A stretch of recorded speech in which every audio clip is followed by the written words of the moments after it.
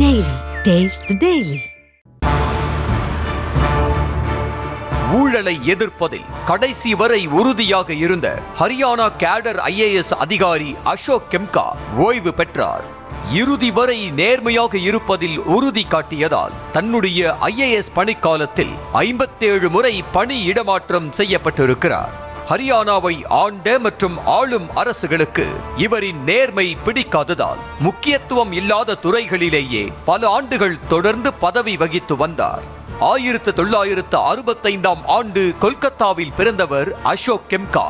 Kharagpur IITயில் BTech படிப்பை முடித்த அவர் TIFR கல்வி நிறுவனத்தில் முனைவர் பட்டமும் பெற்றார். 1991ஆம் ஆண்டு ஹரியானா கேடர் IAS அதிகாரியாக பணியை துவங்கிய அசோக் கெம்கா 2012ஆம் ஆண்டு சோனியா காந்தியின் மருமகன் ராபர்ட் வதேரா தனக்கு தொடர்புடைய நிலத்தை DLF நிறுவனத்திற்கு மாற்றியது மோசடி என கூறி அந்த நில மாற்றத்தை ரத்து செய்ததுடன் விசாரணை மேற்கொள்ளவும் உத்தரவிட்டு அதிரடி காட்டினார். இந்த நிகழ்வு தேசிய அளவில் பெரும் பேசு பொருளான நிலையில் அப்போதுதான் அசோக் கெம்கா நாடு முழுவதும் கவனம் பெற்றார். அசோக் கெம்கா நடவடிக்கையால் கோபமடைந்த அப்போதைய ஹரியானா காங்கிரஸ் அரசு ராபர்ட் வதேராவை குறிவைத்து மட்டுமே அசோக் கெம்கா செயல்படுவதாக விமர்சித்தது. அது தவிர ஊடகங்களில் அரசின் கொள்கைகளை விமர்சித்து IAS அதிகாரிகளுக்கு இருக்கும் விதிகளை மீறியதாகவும் குற்றம் சாட்டியது. அதனை அடுத்து பணி இடமாற்றம் வழக்கு என அவர் மீது பல்வேறு நடவடிக்கைகள் எடுக்கப்பட்டன. இதற்கெல்லாம் பயப்படாமல் நேர்மையை மட்டுமே கடைபிடித்து வந்த அசோக் கெம்கா IAS அதிகாரியாக தன்னுடைய 34 ஆண்டு பணிக்காலத்தில் 57 முறை பணி இடமாற்றம் செய்யப்பட்டிருக்கிறார். இந்தியாவிலேயே தன் பணிக்காலத்தில் அதிக முறை பணி இடமாற்றத்திற்கு உள்ளாகிய IAS அதிகாரியாக இவர் இருக்கலாம் என்று கூறப்படுகிறது.